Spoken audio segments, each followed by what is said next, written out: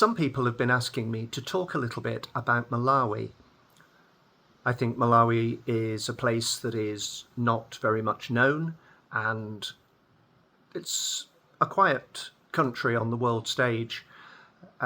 People don't know much, and what I want to do with these short talks is to give a little bit of background and history, to talk a bit about the current situation in Malawi, and also to talk about the organisation which I set up here, Chimbota Community Development Organisation, and what we're doing. I do want to also talk about fundraising, and I'll leave that till later.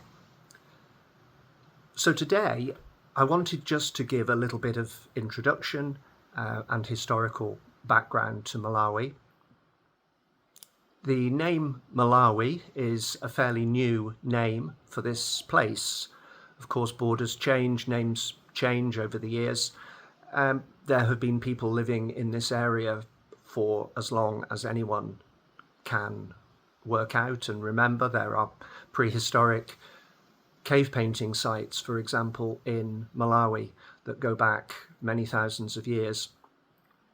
So there have been people living in this area for forever. It is now a small independent country in the southeast of Africa, trying to make its way in the world and trying to survive.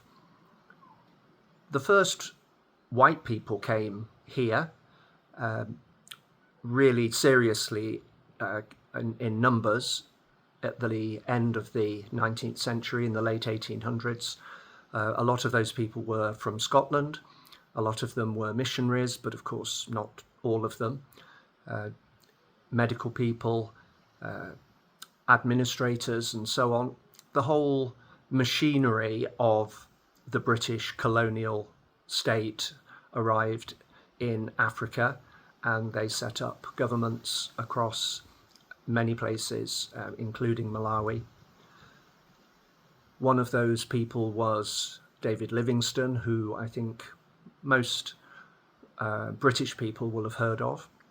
And the second city in Malawi is named after his birthplace in Scotland, Blantyre.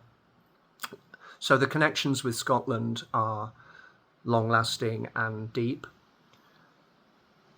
The Scottish missionaries and colonial administrators and other British people that came set up the standard pattern of colonial governments with district commissioners and an education system and a health system, all based on the UK, just brought out and put in place in countries like Malawi, whether they fitted or not. And Malawi, of course, is dealing with all of that still. We still have district commissioners even now in every region of Malawi. We still have an education system which is very much based on the education system of the privileged white colonials who set it up more than 100 years ago. At independence, of course, a lot of things changed, and the first independent government were set to make their own way without the interference or help, or whatever you would want to call it, of the British government. Malawi joined the Commonwealth and began to find its own small place in the world. The reason why most people haven't heard much about Malawi is that it is a peaceful country, and sadly what you hear most about is wars. If there's no war, there's nothing much to talk about.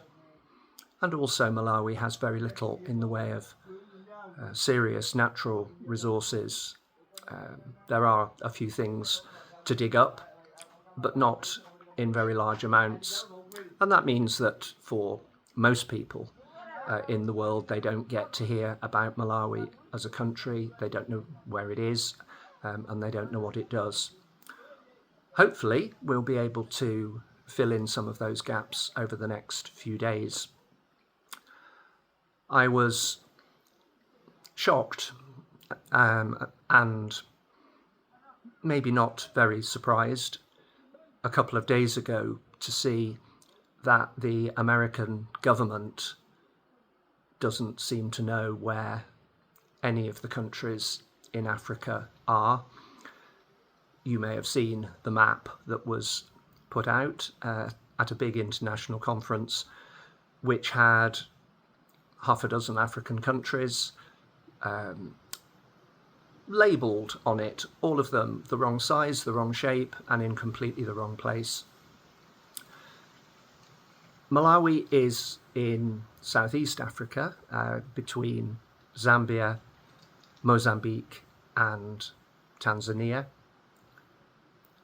And the fact that that probably doesn't help a lot of English or British people to place it shows that all of those countries are relatively quiet and unassuming countries that don't make a big mark on the international stage.